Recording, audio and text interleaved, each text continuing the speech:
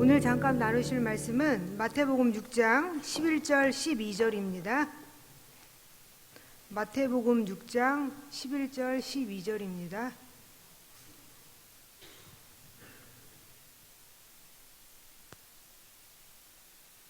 마태복음 6장 11절 12절 말씀 다 같이 천천히 합독하시겠습니다. 시작. 오늘 우리에게 일용할 양식을 주시옵고 우리가 우리에게 죄 지은 자를 사하여 준 것 같이 우리의 죄를 사하여 주시옵고. 아멘. 네, 오늘 12절까지입니다. 네. 옆에 분들과 믿음으로 선포하시겠습니다. 잘 될 것입니다. 반드시 잘 될 것입니다. 반드시 잘 될 것입니다. 오히려 더 잘 될 것입니다. 크게 잘 될 것입니다. 네, 네. 너희는 이렇게 기도하라. 이제 세 번째 시간인데요. 오늘 11절, 12절을 살펴보겠습니다. 그러니까 주기도문은 전반부가 이제 하나님께 초점을 맞췄다면 후반부는 이제 사람에게 초점을 맞춰 있죠. 예수님께서는 이 땅에서 사는 우리에게 이게 필요하다라고 이걸 간구하라고 이제 말씀해 주시는 거예요. 그래서 이제 너희는 이렇게 기도하라. 첫 번째는 일용할 양식을 위해 기도하라입니다. 일용할 양식을 위해 기도하라. 우리말 성경의 양식이라고 번역된 헬라어 아르토스는 이스라엘 사람들이 주식으로 먹던 빵입니다. 그렇다면 예수님이 네 번째 간구에서 말하는 이 양식은 무엇을 의미할까요? 종교개혁가 루터는 이 양식을 이렇게 해석했습니다. 인간다운 삶을 영위하기 위해 필요한 총체적인 조건들. 무슨 말인지 다 들으셨나요? 다시 한번 말씀드릴게요. 인간다운 삶을 영위하기 위해 필요한 총체적인 조건들, 일용할 양식을 그렇게 루터는 해석했는데요. 그 조건들이 되게 많아요. 한번 말씀드릴게요. 그 조건들 가운데 음식, 의복, 신발, 집, 정원, 경작지, 가축, 돈, 재산, 올곧은 배우자와 아이들, 착한 식솔들, 강직하고 신실한 통치자들, 좋은 정보와 날씨와 평화와 건강과 품격과 명예, 또 좋은 친구, 신실한 이웃과 같은 것들을 뭐예요? 루터는 일용할 양식이라고 해석했다는 거예요. 자, 일용할 양식의 범위가 인간이 사는 시대와 문화에 따라 좀 달라집니다.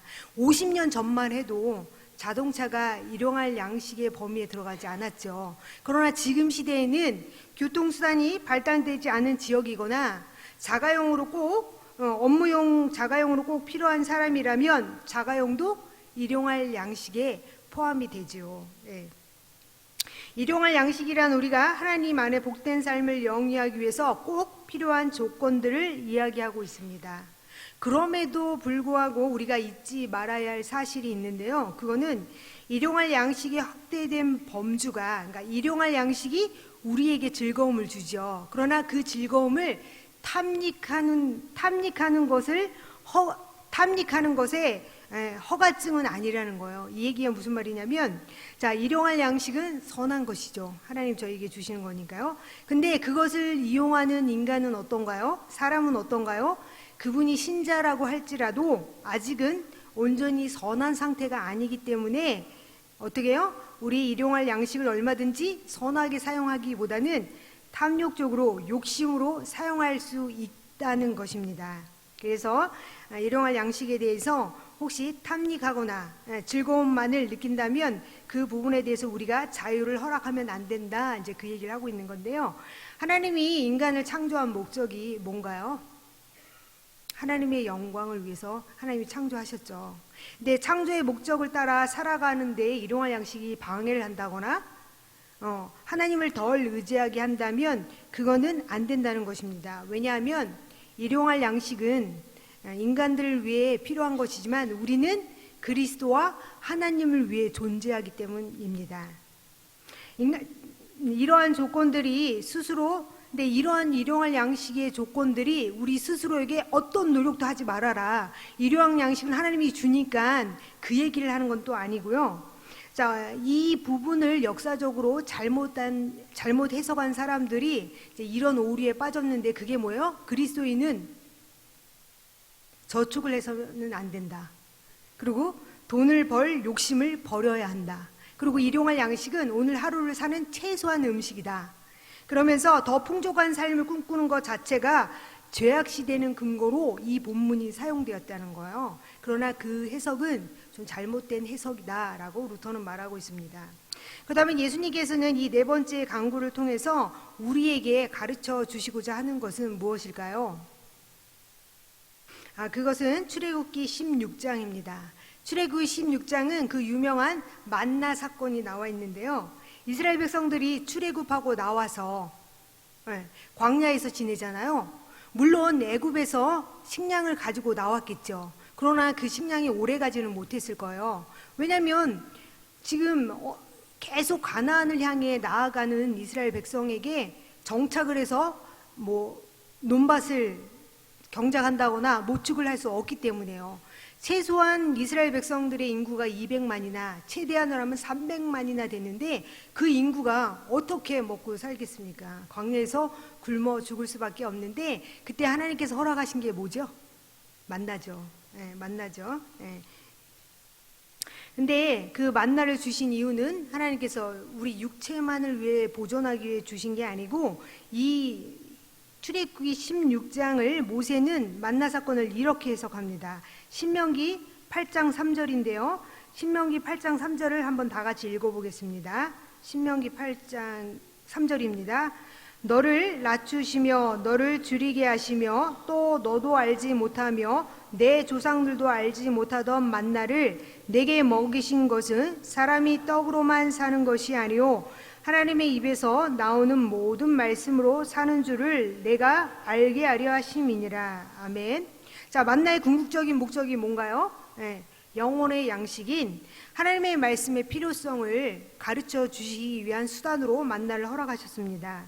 여기서 나오는 양식은 뭐예요? 육체만을 위한 것도 아니고 영혼만을 위한 것도 아니고 뭐예요?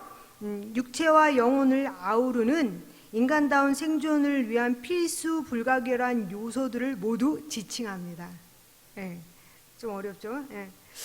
그렇다면 이제 질문이 하나 생기죠. 옛날에 이제 사도분들, 복음을 위해 헌신한 분들 있잖아요. 이제 그분들은 옥에 갇히기도 하고 굶기도 하고 고문을 당하기도 하는데 그분들이 기본적인 인간다운 삶을 사셨나요? 왜 하나님이 그들에게는 그런 어려운 삶을 허락하셨을까요? 그거는 그분들의 시련은 하나님의 나라와 하나님의 뜻을 이루기 위해서 잠시 어쩔 수 없이 한시적으로 허락한 것이지 그 삶이 하나님이 보시기에 기쁜 삶이라든지 하나님이 원하는 삶은 아니라는 거예요. 그래서 주님은 현재 일용할 양식을 구한 후에 근데 이제 어떤 분들은 나는 나를 위해서 구하는 게 하나님 앞에 죄송하다고 말씀하시는 분이 계세요. 그러니까 중보기도는 하겠는데 나를 위해서는 기도하기 어렵다라고 말씀하시는 분이 계시는데 그분은 어떤 분일까요? 그것은 자신이 성경보다 더 영적이다라고 하는 교만한 모습을 갖고 있는 거예요. 또 주님이 일용할 양식을 구하라고 가르치셨는데 나는 육적인 양식을 구하지 않겠다 하는 것은 내가 하나님보다 더 경건해지려고 하는 만용에 빠질 수 있다는 거예요. 그래서 오늘 예수님은 현재 일용할 양식을 구하고 과거의 죄를 용서해 달라고 구하고 앞으로 시험에 들지 말라고 시험에 들지 않기를 구하십니다. 그러니까 뭐가 먼저인가요? 현재를 위해 구하는 것이 먼저입니다. 그래서 이렇게 일용할 양식을 구하라고 하시는데 문제가 있어요. 뭐가 문제일까요? 하나님이 일용할 양식만 구하라고 하는데 월용할 양식, 연용할 양식, 평생 먹고 살 양식을 구하는 게 이제 문제인 것이죠. 내일은 하나님께 맡기고 오늘 것만 구하라고 하시는데 늘 걱정이 태산이고 불안합니다. 왜요? 내일 주실까? 라는 생각 때문에. 그래서 현재 오늘 먹을 것이 있고 거울 것이 있다면 내일은 주님께 맡기고 가야 합니다. 왜 그럴까요? 그래야지만 우리가 전적으로 하나님을 의지하기 때문에요. 현재 만족하지 못하고 더 좋은 곳과 더 좋은 집을 구하는 게 우리에게 문제입니다. 한 사연을 소개해드리고 싶은데요. 남편이 1년 사이에 2번이나 회사에 잘린 어느 여집사님의 이야기입니다. 이 여집사님은 그 남편은 잘 다니던 회사에서 권고 사직을 받아서 그만두고 나서 3개월 동안 이제 실직 상태에 있는 거예요. 그러다가 또 회사를 들어갔죠. 그런데 1년 사이에 2번이나 그만두게 됐는데 3개월 만에 또 회사를 그만두게 되었어요. 근데 이 여집사님이 얼마나 답답하겠어요. 깜깜하겠어요. 그래서 자기를 한번 뒤돌아봤죠. 하나님, 내가 뭘 그렇게 잘못했어요? 내가 진 죄라면 열심히 예배드린 죄밖에 없는데 왜 이런 일이 우리 가정에 있지요? 라고 이제 그런 마음을 먹고 있었어요. 또 무엇보다 괴로운 건 뭐냐면 시집 식구들이 믿지 않았기 때문에 그분들에게 믿음의 본을 보여주셔서 믿음의 본을 보여드리고 그분들을 이제 전도하려고 했는데 그 믿지 않는 시집 식구들이 뭐라고 얘기하냐면 이렇게 얘기하는 거예요. 교회를 너무 열심히 다니느라 회사에 충실하지 못해서 잘린 거야. 또 남편의 직장이 불안정한데 예배만 드리면 되겠어? 너도 얼른 나가서 일해. 이런 말을 들으니까 더 괴로운 거죠. 그런데 그런 조롱의 말을 들으면서 마음이 힘들었는데 이런 사건을 겪으면서 이 집사님 마음에 이런 마음이 있는 걸 알게 된 거예요. 어떤 마음이 있냐면 본인은 세상에서 빛나는 삶을 살기 원하는 자신의 모습을 보게 되었다고 실제로 이제 고백하시는 거예요. 일용할 양식을 구하지 않고 평생 먹고 살 양식, 주위에 자랑하고 싶을 만큼 풍성한 양식을 쌓아놓고 살기를 바란 진짜 자기 속마음을 알게 된 거예요. 그러면 알게 됐으니까 이제 어떻게 할까요? 회개해야죠. 하나님, 일용할 양식만 구하라 그랬는데 제가 그 말씀이랑 상관없이 평생 먹을 양식, 또 내가 돈이 많으면 하나님 날 이렇게 해주셨다고 자랑하고 싶은 그런 마음이 있었다고 하나님 용서해달라고 그러고 회개를 했어요. 그러고 나서 하나님이 어떻게 이제 또 삶을 이끌어 가시나요? 그러고 나서 비록 남편이 계약직이긴 하지만 다시 죄취업이 되었어요. 그것뿐만이 아니고 시부모님이, 교회 다니지 않는 시부모님이 내 아들이 너무나 안타깝다고 교회에 나가서 나도 함께 기도하겠다고 교회를 나오셨다는 거예요. 네, 그런 일들이 일어났죠. 네. 근데 오늘 잠언 30장 8절 9절에 보면 필요한 양식에 대해서 너무나 적나라하게 잘 얘기하고 있습니다. 잠언 30장 8절 9절 말씀을 한번 읽어보겠습니다. 곧 헛된 것과 거짓말을 내게서 멀리하옵시며 나를 가난하게도 마옵시고 부하게도 마옵시고 오직 필요한 양식으로 나를 먹이시옵소서. 홍 내가 배불러서 하나님을 모른다 여호와가 누구냐 할까 하며 홍 내가 가난하여 도둑질하고 내 하나님의 이름을 욕되게 할까 두려워함이니이다. 아멘. 우리는 가난하면 무력해지고 부유하면 나태해지게 됩니다. 그래서 현재에 만족하고 내일을 위해 쌓아놓을 양식이 아니라 오늘 일용할 양식만 구해야 합니다. 그것이 하나님에 대한 신뢰이고 믿음입니다. 이게 쉽지 않은 걸 저도 잘 알고 있죠. 저도 미래에 대한 두려움이 있어요. 자, 한편 하나님께서 일용할 양식 앞에 뭐라고 되어 있냐면 나의 양식이라 하지 않고 우리에게 일용할 양식을 주옵시고 라고 말한다는 거예요. 왜 우리에게 일용할 양식이라고 말씀하실까요? 그거는 나만의 일용할 양식뿐만이 아니고 내 주변에 일용할 양식이 필요한 그분을 위해서도 함께 기도해라. 그래서 주기도문 안에는 나가 나오지 않고요. 우리라는 얘기가 계속 나오고 있습니다. 그래서 또 이것도 필요하고 또한 매일 묵상하는 말씀 또한 우리가 구해야 할 일용할 양식입니다. 육적인 양식도 구해야 되지만 영적인 양식도 구해야 한다는 것입니다. 매일 규칙적으로 묵상하고 계십니까? 창세기가 이제 52일 동안 묵상하고 있는데 매일 말씀 묵상을 통해 삶의 균형을 잃지 않게 해달라고 기도해야 합니다.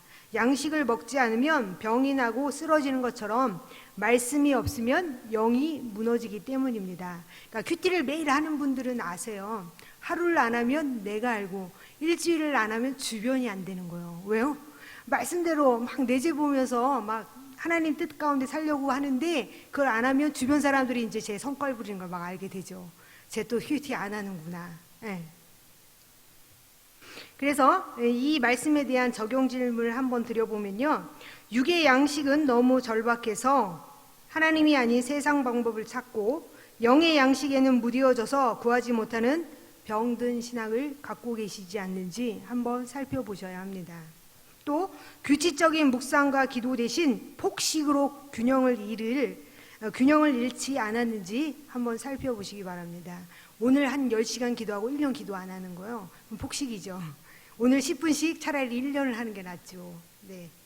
너희는 이렇게 기도하라. 두 번째, 죄를 사해달라고 기도해야 합니다. 죄 사함이 필요한 이유는 뭐냐면 예수님의 관심은 뭐예요? 11절에서는 생존에 대한 관심이었는데 12절에 와서는 뭐예요? 순결에 대한 문제로 하나님 예수님이 옮겨가고 있습니다. 그러니까 우리는 매일매일 일용할 양식도 필요하지만 매일매일 하나님께로부터 주어지는 죄 사함의 용서도 필요합니다. 이것은 신앙의 수준과 상관없이 모든 사람에게 적용되는데요. 왜요? 우리 중에 의인은 아무도 없기 때문입니다. 우리 죄를 사하여 주옵시고 라고 말씀하시는데 우리의 죄를 사하여 주옵시고, 여기서 죄는 뭐냐면 단수가 아니고, 그러니까 이게 헬라어로 단수가 아니고 복수예요. 단수가 아니고 복수는 무슨 말이냐면 이것은 우리가 매일 수없이 죄를 지으며 살아가고 있음을 시사해 주는 거예요. 그러니까 우리의 죄를 용서해 주세요. 이 얘기는 뭐냐면 내가 수없이 죄를 지고 있다는 거예요. 알지 못하지만. 그러므로 누구든지 자기를 의롭다고 여기고 죄가 없다고 생각한다면 그것은 자신을 속이고 하나님을 기만하는 일입니다. 왜 제사함이 중요할까요? 제사함을 통해서 하나님과의 완전한 교제가 이루어지기 때문입니다. 식물은 말씀으로 육신의 기력을 얻는 것과 같이 제사함으로 말미암아 우리의 속사람이 강건해지기 때문입니다. 물론 하나님께서는 이미 십자가의 사건을 통해서 우리의 모든 죄를 용서해 주셨습니다. 그러나 그럼에도 불구하고 우리의 삶 속에서 매일매일 죄의 용서함이 필요합니다. 하나님께서 정죄하시기 때문이 아니고 이것 때문인데요. 해결되지 않고 우리를 괴롭히는 우리 안의 부패성으로부터 우리를 지키고자 하심이라는 거예요. 우리 안에는 뭐죠? 천국 가는 그날까지 죄성이 있어요. 부패성이 있습니다. 천국에 가야지만 이제 영화의 삶을 누릴 수 있죠. 죄사함을 구하지 않는 이유는 뭐 때문일까요? 오늘 좀 딱딱하죠.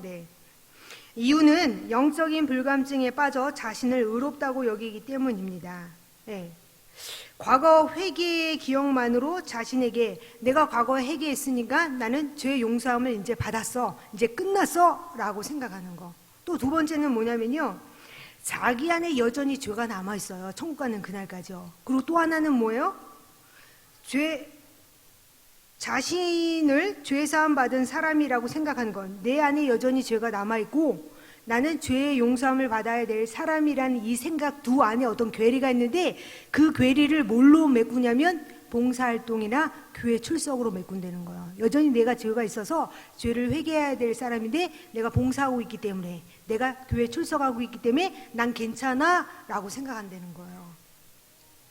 우리의 죄의 문제를 날마다 처리하지 않고 살아갈 때 죄는 우리의 마음을 어떻게 한다고요? 족쇄처럼 억압합니다. 그래서 영적인 침체에 빠지는데, 내가 만약 거듭난 사람이라면, 맨 처음엔 구원의 감격이 있어서 하나님의 일이 너무나 재밌었어요. 근데 지금은 그렇지 않다라고 한다면 한번 뒤돌아 보셔야 합니다. 인간의 모든 죄의 제일 큰 피해자는 누구시냐면 사람이 아니고 첫 번째는 하나님이십니다.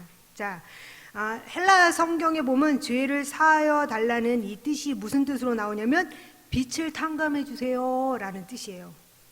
그러니까 이 빛들은 바로 누구에게 진 빛이냐면 내가 하나님께 빈 짓이에요. 내가 사람에게 미워해서 어떤 죄를 졌다면 1차적으로 그 사람에게 문제가 있는 게 아니고 내가 먼저 하나님께 죄를 졌다는 것이죠. 그래서 내가 너무 누구를 미워했어요. 그래서 미안했다고 말을 하지만 근데 그 문제를 갖고 누구에게 나가야 된다고요? 하나님께 나아가서 하나님, 내가 이렇게 사람을 미워했어요. 용서해 주세요 라고 1차적으로 하나님부터 풀어나가야 합니다.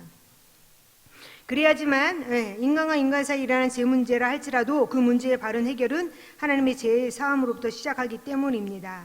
죄 사함의 목표는 징계가 아니고 하나님과 관계 회복이라는 거예요. 다윗은 밧세바와 동침한 후에 죄를 범한 후에 하나님 앞에 눈물로 회개를 합니다. 그래서 시편 51편 1절 3절을 읽어보겠는데요. 그 안에 이런 내용이 나와 있습니다. 시편 51편 1절에서 3절 말씀 다 같이 읽어보겠습니다. 하나님이여 주의 인자를 따라 내게 은혜를 베푸시며 주의 많은 긍휼을 따라 내 죄악을 지워 주소서. 나의 죄악을 맑게 씻으시며 나의 죄를 깨끗이 제하소서. 물은 나는 내 죄가를 아오니 내 죄가 항상 내 앞에 있나이다. 아멘. 이 내용은 뭐예요? 다윗이 죄를 짓고 나서 그 죄 때문에 이제 눈물을 흘리는 거죠. 근데 51장에서 1절부터 3절이 중요한 내용이 아니고 51절, 12절이 중요합니다. 12절 내용도 다 같이 한번 읽어보겠습니다. 주의 구원의 즐거움을 내게 회복시켜 주시고 자원하는 심령을 주사 나를 붙드소서. 이 내용은 너무나 잘 아실 거예요. 다윗이 밧세바를 범하고 나서 하나님께 기도하는 내용이죠. 뭐죠?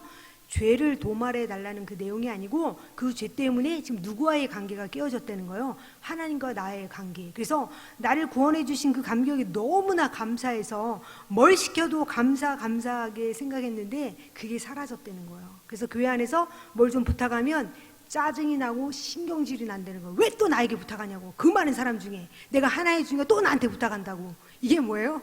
구원의 간격이 사라져가지고 날 구원해 주신 구원의 간격이 사라져서 그것 때문에 다윗이 하나님 앞에 간절히 부르짖은 것입니다. 그래서 하나님 앞에 죄 사함을 구하는 이유는 징벌받을까 두려움이 아니고 하나님과의 관계를 회복하기 위해서 가장 필요한 것입니다. 그런데 죄를 사해 주세요 하는 간구 앞에 어떤 기도가 있냐면 우리에게 죄 지은 자를 사하여 준 것 같이 라는 고백이 나와 있습니다. 이게 어떤 말씀이냐면 하나님 우리에게 죄 지은 자를 사하여 준 것 같이, 이거는 기도할 때마다 우리가 서로의 허물과 죄를 용서해 주어야 하는 하나님의 자녀임을 기억하라는 말씀입니다. 믿음의 공동체 안에서 얼마든지 서로 미워할 수 있고요, 상처받을 수 있어요. 저희가 연약하기 때문에요. 그러나 구원 받았음에도 불구하고 여전히 하나님께서 우리에게 허물과 결함이 있는 사람으로 남겨주셨습니다. 그래서 서로 상처받는 일들이 있어요. 근데 왜 하나님께서 구원 받았을 때에 이 연약함도 이 결함도 싹 가져가시지 연약함과 허점을 남겨두셨을까요? 그거는 서로 용서함으로 완전한 공동체를 이루고 동시에 우리에게 그리스도의 고난의 의미를 깨닫게 하시기 위해서입니다. 하나의 또 사연을 소개해드리고 싶은데요. 지금 10대들은 이 말을 잘 이해 못할까요? 근데 이제 저도 형제가 많지 않지만 이제 1남 3녀 집안에 살았는데 대부분 그 옛날에는 형제들이 많으면 먹을 거 가지고 피 터지게 싸우잖아요. 내가 더 먹겠다고. 저는 너무 잘 이해가 되죠. 근데 그런 과정들을 통해서 무엇을 배우냐면 내 죄를 보고 내 잘못을 본다는 거예요. 이제 이런 말이 뭐냐면, 그러니까 딸만 넷인 집안에 막내로 태어난 이제 자매님이 한 분이 계시는데 그분이 학교 갔다가 집에 왔는데 식탁 위에 배 하나가 달랑 있더라는 거예요. 이걸 나 혼자만 먹고 싶어서 얼렁 방으로 갖고 들어가서 자기 장롱 밑에, 이불 밑에 이렇게 숨겨놨어요. 그러고는 어떻게 됐어요? 새카맣게 잊어버렸죠. 그리고 몇 주 지나니까 어떻게 돼요? 집안에서 냄새가 나기 시작하는 거예요. 썩은 내가. 그래서 막 살펴보다가 장롱을 살펴보니까 뭐예요? 배가 썩어서 문드러져 있고 이불은 곰팡이가 썩어 있는 거예요. 이걸 통해서 본인이 자기 죄를 깨달았다는 거예요. 뭐예요? 자기가 혼자 몰래 먹으려고 욕심을 부리다가 배도 잃고 이불도 망가지게 됐죠. 그래서 언니들에게 꾸중과 핀잔을 잔뜩 들었다는 거예요. 그러면서 그게 이제 나쁘다는 게 아니고, 내가 만약에 외동으로 자랐다면 그럴 일이 없었을 거라는 거예요. 예쁜 옷도 내 것이고 맛난 음식도 내 것이고 욕심을 부릴 일이 없지요. 그러니까 자기 죄를 볼 겨를이 없는 거예요. 근데 여러 사람들이 부딪혀 살면서 어떻게 해요? 내게 욕심과 치사함이 있는 걸 알았던 거죠. 그죠? 부딪히면서 내가 욕심이 있구나. 내가 사소한 거에 목숨을 거는구나. 아, 내가 치사하구나. 응. 그러니까 구역 안에 들어가라는 이유가 뭐예요? 그 안에서 부딪히면서 내가 누구를 무시한다면 아, 내가 교만하구나. 예, 예. 누구를 되게 막 어려워한다거나 내가 막 쩔쩔맨다면 뭐예요? 약한 사람에게는 내가 막 이러고 강한 사람에게는 쭈뼛쭈뼛한 나를 보면서 뭘 느끼는 거예요? 자기질을 보는 거죠. 내가 교만이 있구나. 내가 약하구나. 예, 근데 그런 공동체 안에 들어가지 않으면 절대로 자기 죄를 볼 수 없습니다. 그래서 우리에게 죄 지은 자를 사하여 준 것 같이 이 말은 조건부로 내가 누굴 용서해 줬으니까 하나님 나를 용서해 주세요. 그 말을 하는 게 아니고 무조건 우리는 남을 용서해야 된다는 말씀인데 저도 이 말씀이 참 힘듭니다. 네. 근데 용서하라는 것은 죄를 지어도 그냥 넘어가라는 소리가 아니고요. 행여나 내가 누구를 면제해주고 싶어도 하나님은 절대 그러지 않으세요. 심판할 죄는 반드시 하나님이 심판하니까 너는 누군가 너에게 죄를 졌다면 그 죄로 인하여 내 안에 뭐가 생기냐면 이제 분노가 생기죠. 그 분노에 매이면서 인생을 허비하지 말라는 하나님의 뜻이 그 안에 있는 것입니다. 그래서 내 힘으로는 도저히 안 되기 때문에 그렇죠? 내 힘으로 누군가를 사랑하고 내 힘으로 누군가를 용서할 수 있다면 예수님이 이 땅에 오시지 않았죠. 예. 근데 예수님이 이 땅에 오신 거는 내가 용서할 수 없는 사람을, 사랑할 수 없는 사람을 용서하고 사랑할 수 있는 사람을 만드시려고 오셨는데 빌립보서 1장 6절에 이런 말씀이 있어요. 너희 속에 착한 일을 시작하신 하나님께서 그리스도 예수의 날까지 완성할 거라고. 그러니까 늘 그런 걸 보면서 내 자신에게 절망하게 되는데 다시 한번 말씀으로 소망을 갖는 건 뭐예요? 나와 타인에게 착한 일을 시작하신 하나님께서 반드시 우리를 용서하는 사람으로, 사랑하는 사람으로 만들 것이라는 걸 믿고 확신하는 거죠. 그러니까 저희가 죄에 대해서 용서해 달라고 그 기도를 저희가 담대하게 할 수 있습니다. 여기 앉아 계신 모든 분들이 그런 기도를 담대하게 하실 수 있는 저와 여러분들이 되시길 간절히 바랍니다. 기도하시겠습니다.